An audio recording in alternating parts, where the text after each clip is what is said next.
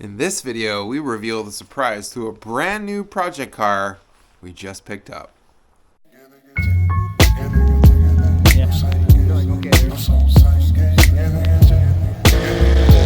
Stop it. We're not saying that on camera. For those of you watching the channel, you probably know us through the Sequoia build, maybe even the RAV4 build, and a very small few of you know us through the AE86 build. And today, I wanted to introduce you to a brand new project car we just picked up. If you've been following me on Instagram, there's the link right there, or even the Cool Guy Club on Instagram, you may already know what we're talking about. No, it's not the SL500 R129, which we did buy last year for Emily, and I haven't done any videos on it, but we will. No, it's not the AE86 or the Juby Ride front bumper, which I'm so excited to put on the car, paint and prep and all that. It's actually our very first 80 series Land Cruiser. Boy, oh boy, am I excited to show you guys this bad boy. We found this bad boy on Facebook Marketplace, as you do. And the listing said, hey, here's the price, but it may have a head gasket issue. Seller wasn't sure about what's going on with the rig, but totally open to people coming down. I saw that listing Sunday night at 11 p.m. Shot that person a message. We made an arrangement to go check it out the next day. That means I went on my lunch break from work and I drove an hour and a half from my house in Gig Harbor all the way up to Edmonds, Washington. So if you guys know anything about Washington, Gig Harbor to Edmonds is a long trek. That's like Orange County to Pasadena in the middle of the day. It's kind of hard, right? Or if you're in Texas, I don't know. If you're in Arizona, I don't know. But for those in California, you know what I'm talking about. And we saw this bad boy at Jim's house, and it was sitting as it is. And he went to go start the car over, and there was an insanely loud knocking noise from the engine, which kind of scared me, but he got the car started. He let me test drive it, and a couple things went wrong on the test drive, and we negotiated, and I'm going to save you guys the whole long story, but it turns out we agreed on a price. I went upstairs, I met his wife, and we shook hands, and the Cruiser was mine. And the reason why I went through all this with you guys is because Land Cruisers are kind of one of those vehicles that when you buy them, they give you a ton of memories, they give you a ton of nostalgia, and this vehicle here is no different. This was Jim and Evie's primary vehicle they had for 15 years before they decided to list it for sale. And this bad boy has 277,000 miles on it, and they took this thing all over the country.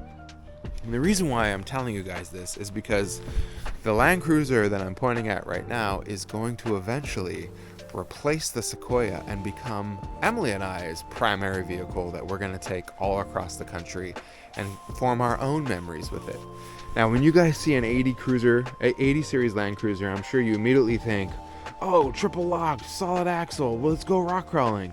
And that's not quite what we're going to do with this. Our goal with this 80 series Land Cruiser is to, 1, replace the Sequoia with this bad boy, 2, make it as reliable as we can, 3, build it out so Emily, myself, and all 3 dogs can camp out of it, and then 4, take this thing places that we were just never comfortable taking the Sequoia. And I'll give you a really great example. I'll show you a clip here. Yeah, keep coming. You're good. Once you get close, come over. Once you can afford the tree area, just keep coming. Yeah, you're good.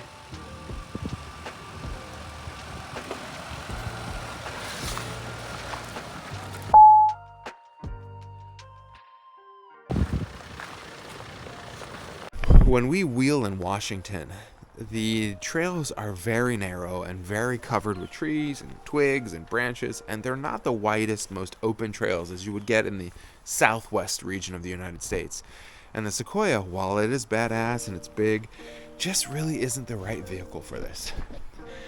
And really, a really good way to tell, while this is a perfect vehicle for a family who's looking to haul and overland and throw on the rooftop tent and do some like light wheeling, as soon as the trails get tight or they undulate a lot, this thing really has just reached its limits.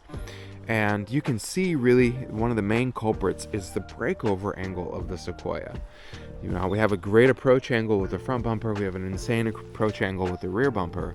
But the breakover angle right down there is actually quite low compared to the stock Land Cruiser on stock wheels and tires. And that's because in this generation of Sequoia or Tundra or anything here and newer, Toyota thought, hey, it would be best to make our door or our cabin extremely long. And what that does is it allows the passengers and driver to sit up a little bit higher, but it's a lot of space from here all the way up to here of just metal. And there's only one way to compromise. You can, one, raise the center of gravity of the vehicle, which, you know, for a family hauler like a Sequoia probably isn't the best thing. Or you can keep the center of gravity of the vehicle low and just build the doors and everything above it higher. That's kind of what Toyota did. Emily and I were looking for a new family hauler for a long time. We almost got a first-gen Tundra.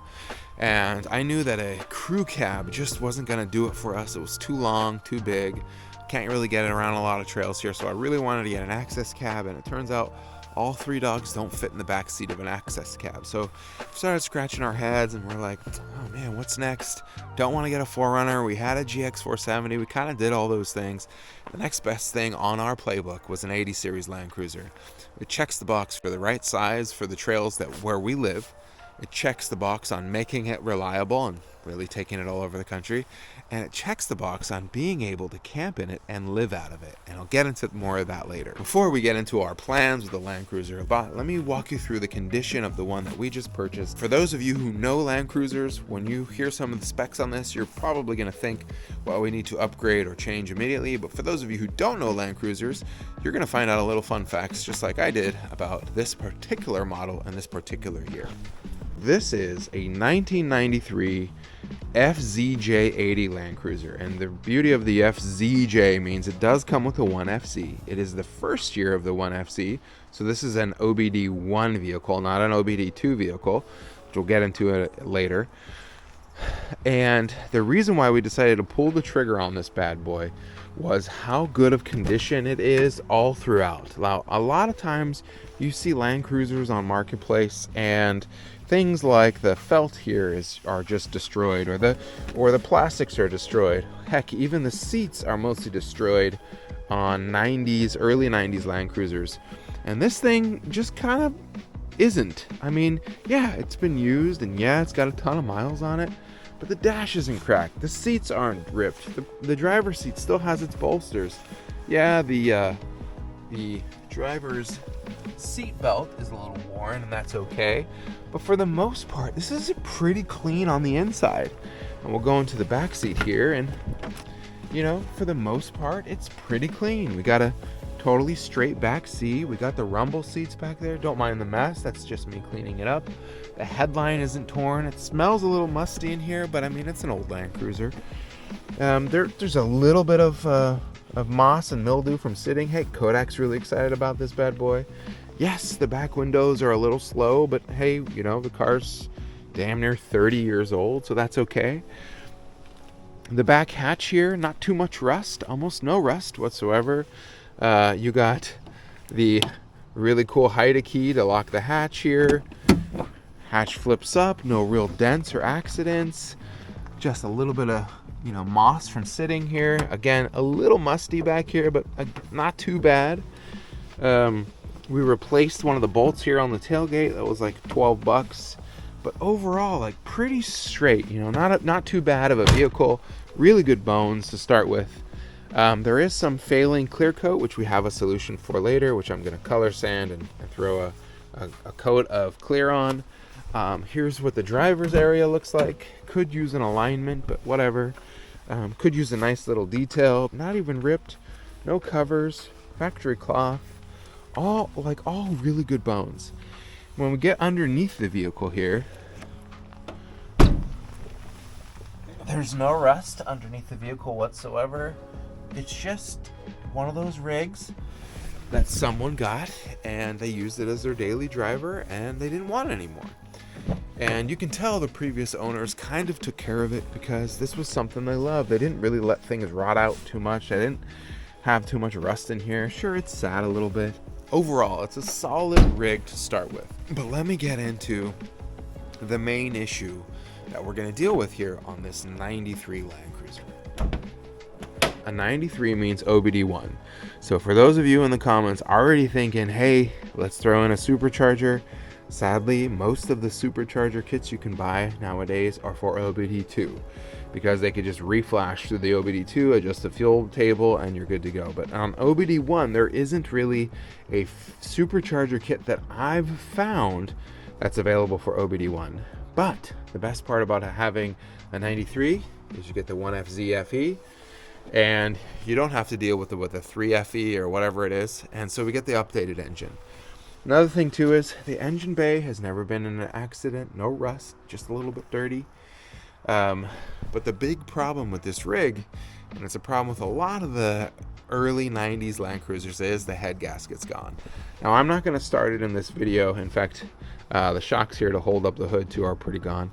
I'm not going to start this bad boy in the video because it's violent when it starts up. The next few videos you see in this series are going to be us tearing down what we have here, inspecting the head, inspecting the block, and deciding whether or not we should, one, replace the head here, brand new head gasket, all new upper components of the long block, and send it as is, or two, decide to swap it out for an LS or an LT from companies like Mark's 4-wheel drive or Torfab.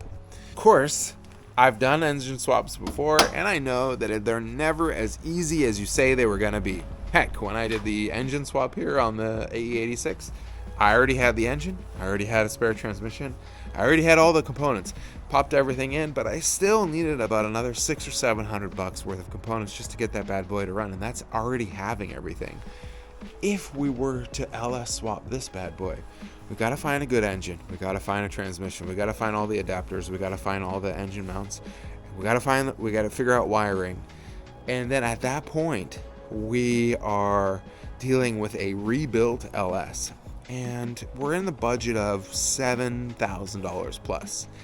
If we keep the 1FZ in here and we buy a new head and bolts and head gasket, we're in the budget of around $2,000 to $3,000. But if we buy a rebuilt 1FZ FE engine, we're in the budget of about $5,000. I'm making this video to, one, not only show you guys the 80 series that we got and tell you that the channel is going to now evolve into making this thing our land cruiser for the family, where we can go cruise the land and camp out of it. But two, I need some help. What do you guys recommend that we do? For those of you who are Land Cruiser aficionados, if you think the 1FC at 277,000 miles with good pistons and good bearings are worth just throwing a new head on and sending it for another 100,000 miles, let us know. If you're experienced with these bad boys and you're like, hey man, you're really gonna hate the power after you do all that, just go ahead and spend the $7,000 to $8,000 and get LS swap. Let me know in the comments below. Or if there's another swap that you know of that I don't know of because I'm just now learning about 80 series, drop it in the comments below. No, you Corolla nerds, I'm not gonna throw a 4AG in this bad boy.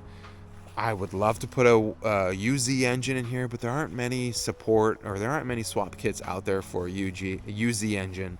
I saw Slee once made a few, but they don't really sell a kit anymore. I really need your guys' help on what we should do with the engine of the 80 series Land Cruiser. I bought this thing because I am so excited to build out an 80 series, but at the same time, I want to make sure I do it right the first time. On some of the project cars you've seen on the channel, I've done it wrong, then I've had to redo it, then I've had to redo it, and all that money adds up, all that time adds up, and it makes it for an experience where you're not driving the car and you're redoing all your mistakes. So if you guys are watching this and you have a recommendation of what we should do to make this right the first time, please let me know in the comments below. I'm kind of reaching out for your help. For those of you who are following the channel for the Sequoia, we haven't sold it yet. We still have it. And in fact, we're going to have to keep this bad boy for a few more months while this thing gets built. This bad boy towed this thing home on a trailer about 60 to 70 miles, and it did great. And I really love the Sequoia, but it's just a little too big for our needs right now. And I don't really want to use a almost $30,000 rig as our primary wheeler here in the woods of Washington and just watch it get beat up over and over. I'd rather beat up a rig that's a little bit more affordable out here in Washington. And with it being a little bit smaller, I'm hoping not to beat it up. Beyond excited to have my very first 80 series. No, this one technically doesn't run right now, and yes, we're gonna have to dive into the engine and break it down, and luckily there are YouTube channels out there who have done this. I've watched every single one of your videos, RM Garage. I've watched every single one of the videos from Descent Off-Road and Stellar Built, just to stay motivated. And so I'm pretty pumped to get this thing built. There are a lot of reasons why we wanted to choose older instead of newer for a replacement family rig, but I will say this. I just don't have a lot of faith right now in Toyota's new lineup of vehicles in getting our family where we need to get. I mean, heck, we saw all the recalls on the new Tundra. We saw recalls on the new Tacoma, and I'm just not really in the mindset of dropping 50 to 60,000 bucks on a rig, recalls on it. And so we're gonna drop a tenth of that on this bad boy, build it up, and take it across the country. Other than that, thank you guys so much for watching. Make sure you drop a comment below to let us know what you guys think we should do for the engine, because I'm not sure what we should do, but it's my first time building an 80, and hopefully you guys can stay tuned for some big build updates that we have with this bad boy here.